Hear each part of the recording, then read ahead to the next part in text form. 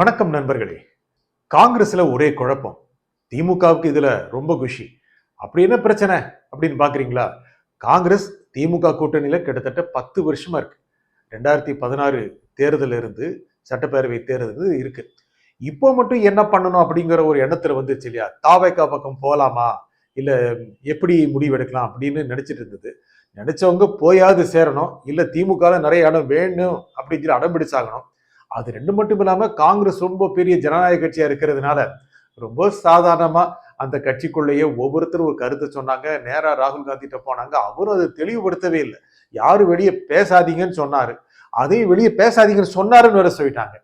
இந்த சமயத்துல பல தலைவர்கள் திமுகவோட அணி அமைச்சே ஆகணும், காங்கிரஸ் இருக்கிற வரைக்கும் திமுக கூட தான் இருக்கணும் அப்படின்னு நிறைய பேர் சொன்னாங்க. ஐயா, திமுக கூடயே இருந்தா காங்கிரஸ் இருக்காது அப்படி நிறைய பேர் நினைச்சு தாவேகா பக்கம் போகணும்னு சொன்னாங்க. ரெண்டு பேரும் உள்ள குமுறிட்டே இருக்காங்க. இன்னைக்கு பார்த்தா ஒரு கூட்டம் நடத்துனாங்க சென்னையில, பல்வேறு கருத்துக்களை தெரிஞ்சுக்கிறதுக்காக. அதுல என்ன பண்ணாங்க, இந்த சைட்ல இருந்து நிறைய பேர் வரல, அந்த சைடுல நிறைய பேர் வரல. ஏன் வரல அப்படின்னா, அவர் நம்மளை பத்தி பேசுவாரே அப்படின்னு இவர் வரல, அவர் நம்மளை பத்தி பேசுவாருன்னு சொல்லி அவரும் வரல. இப்படி இருந்தா எப்படிங்க? என்ன முடிவு எடுக்க போறாங்க? தலைமை முடிவு எடுக்கும். தலைமை என்ன முடிவு எடுக்க போகுது? சரி, திமுக அணியில் இருந்தோம், அவங்க கொடுத்ததை வாங்கிட்டு இருந்தாலும் மகிழ்ச்சியா இருந்திருக்கும்.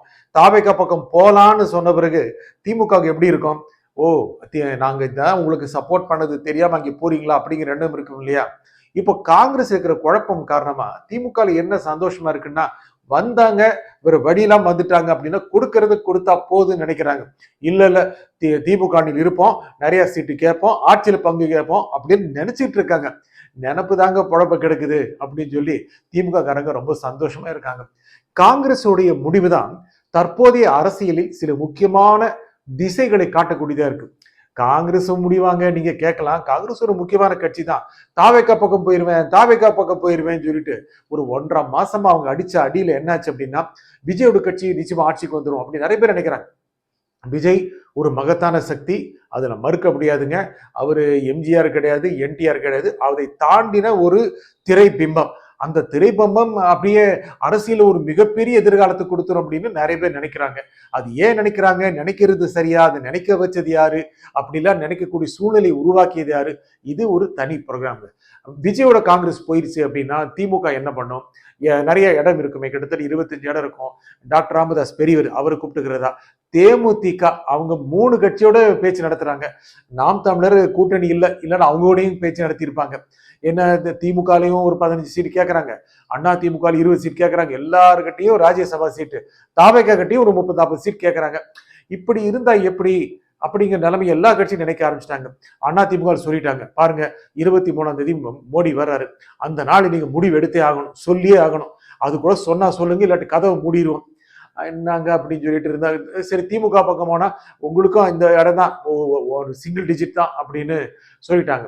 இதனால தேமுதிக ஒரு சக்தியாக தான் இருக்குது. 1.5-2% தானே சில தொகுதி ஜெயிக்கக்கூடிய சக்தி தான். அது மட்டும் இல்லாம காங்கிரஸ் காலியாச்சுன்னா அவங்கள சேர்த்துக்கலாம் அப்படின்னு ஸ்டாலின் நினைக்கிறார். அண்ணா திமுக கூட்டணியும் இடம் காலியா இருக்கு, நிறைய சீட் ரிசர்வே ஆகல, இன்னும் கொஞ்சம் இருக்காதான் செய்யுது. சரி, சேர்த்துக்கலான்னு பார்த்தா அவர் 20-25 கேட்டா என்ன பண்றது? ஆனா தேமுதிக அநேகமா ஒரு முடிவு எடுத்து விடும். அது அநேகமாக அண்ணா திமுக பக்கம் செட்டில் ஆகுற மாதிரி தெரியுது. ஏன்னா அங்க ராஜ்யசபா சீட் இல்லைன்னு சொல்லிட்டாங்க. திமுக கொடுக்கலாம், ஆட்சிக்கு வந்தா பார்க்கலாம் அப்படின்னு நினைக்கிறாங்க. ஆட்சியில பங்குலாம் கேட்டுட்டு வர முடியாது அப்படின்னா நேரா பணியூர் தான் போகணும். விஜய் நம்ம வளர்த்து விட்ட விஜய் கிட்டையா அப்படின்னு பிரேமலதா நினைக்கிறாங்க. இந்த ஈகோலாம் அரசியல் ஆகாதுங்க, அவர் ஒரு அரசியல் சக்தி தான், போய் சேருங்க அப்படின்னு கட்சிக்குள்ளே நிறைய பேர் பேசுறாங்களா. இந்த காங்கிரஸ் எடுக்கிற முடிவு மூலமாக கட்சிகளுக்குள் எத்தனை இடங்கள் யாருக்கு கொடுக்கலாம் அப்படிங்கிறதுல நிச்சயமா ஒரு குழப்பம் இருக்கு. இந்த குழப்பம் எல்லாம் தமிழகத்தில் இன்று பெரிய கட்சியாக இருக்கின்ற, ஆட்சியில் இருக்கின்ற திமுகவுக்கு சாதகமாக இருக்கு.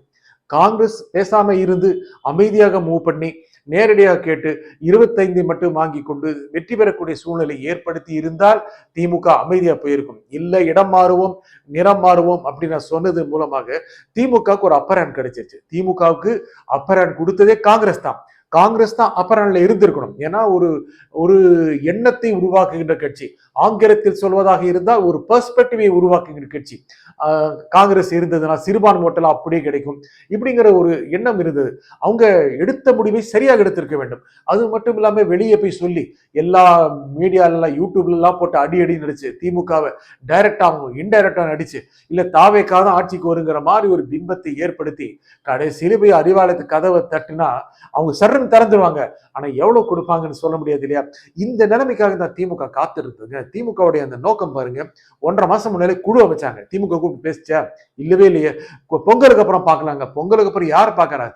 காங்கிரஸா பார்த்துட்டு இருந்தாங்க. என்ன பண்றது அப்படின்னு. இதெல்லாம் திமுக தன்னுடைய கணக்குகளை சரியாக வகுப்பதற்கு காங்கிரஸ் உதவி இருக்கிறது. ஏனென்றால் அவங்க எத்தனை இடம் கொடுக்கணும்னு பிளான் பண்ணிட்டாங்க, எத்தனை தொகுதியில போட்டிடணும்னு பிளான் பண்ணிட்டாங்க, யாருக்கு கொடுக்கணும், யாருக்கு எந்த மாதிரி நடத்தணும் அப்படின்னு நினைச்சாங்க. தனியரசு உங்களுக்கு நல்லா தெரியும், அநேகமா பாஜக விமர்சனம் பண்ணிட்டு இருந்தாரு. திமுக பக்கம் வந்துருவாரு எதிர்பார்த்த சமயத்துல அண்ணா திமுக ஐக்கியமாயிருவாங்கிற மாதிரி தெரியுது. அதே மாதிரி ஜான் பாண்டியன் அவருக்கும் ஒரு எண்ணம் இருந்தது. நேரம் டெல்லியில இருந்து ஒரு போன் அடிச்சு சடான்னு போயிட்டாரு. இனி கிருஷ்ணசாமி இஸ் வெயிட்டிங். அவருக்கு ஒரு போன் வந்துச்சுன்னா அவரும் கூட மோடி கூட்டத்துல கலந்துக்கூடிய வாய்ப்பு இருக்கு. அப்போனா விஜய் தனியாகத்தான் போய் விடுவாரா அப்படின்னு நிறைய பேர் சொல்றாங்க. விஜய் கட்சியிலும் குழப்பம் இருக்குங்க. ஏன்னா செங்கோட்டையனுக்கு உரிய மரியாதை கொடுக்கப்படல. அவரு பெரிய பெரிய தலைகளா கூட்டு வரனாரு, அந்த தலைகளா வரலையே சொல்லிட்டு விஜய் கொஞ்சம் அப்செட் தான் ஆயிட்டாரு. ஆகுங்க, விஜய்ங்கிற முகம் தான் முக்கியம். அவ்வளவு சீக்கிரம் வந்து சேர்ந்து நம்ம விஜய்ங்கிற முகத்தின் முன்னால் மற்றவர்கள் எல்லாமே கம்மி தான். ஆகல நாஞ்சி சம்பத்துக்கு அவமானம் நிகழ்ந்து விட்டது, செங்கோட்டையனுக்கு அவமானம் நிகழ்ந்து விட்டது, இதெல்லாம் அங்கே இல்லவே இல்லை. அங்கு யார் ஒன்று மட்டும்தான்.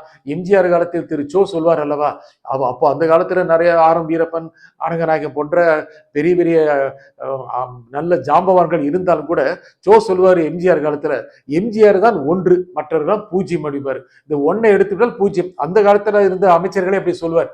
இன்னைக்கு விஜய் கட்சியை பொறுத்து போனா விஜய் தான் ஒன்று, மற்றதான் டேஷ் கூட சொல்லிடலாம், 000 அந்த மாதிரி நிலைமை தான். அப்படி இருக்கிற ஒரு அரசியல் களத்துல இன்றைக்கு மிகவும் கம்ஃபர்டபுளாக இருக்கின்ற கட்சி அதிமுக தான். திரு எடப்பாடி பழனிசாமி கம்ஃபர்டபுளா தெரியறாரு. ஆனா உள்ளுக்குள்ள ஒரு பெரிய கஷ்டத்துல இருக்கிறாரு. ஏன்னா நிறைய இடங்கள் பாஜக விட்டு கொடுக்கணும். டிடிபி வர்றேங்கிறாரு. டிடிபி வந்தா எப்படி ஜெல் ஆகுறது? ஒரே மேடை நின்றுகிட்டு அண்ணன் டிடிபி அவர்களை அவர் சொல்ல, அவர் அண்ணன் எடப்பாடி அவர்களை சொல்ல, அது சரியா ஆகாது இல்ல. இந்த டிடிவி கட்சிக்குள்ளேயே நிறைய பேர் அது விரும்பல. நம்ம தான் முதல்ல சொன்னோம், இப்ப நிறைய பத்திரிகைகள் போட்டுட்டு இருக்கு, உங்களுக்கு நல்லா தெரியும். இந்த சூழ்நிலைகள் எதிர்கட்சிகள்லாம் பிரிந்து மனக்கசப்புடன் போவதை பார்க்கும் பொழுது திமுகவுக்கு அது மகிழ்ச்சியா தான் இருக்கிறது.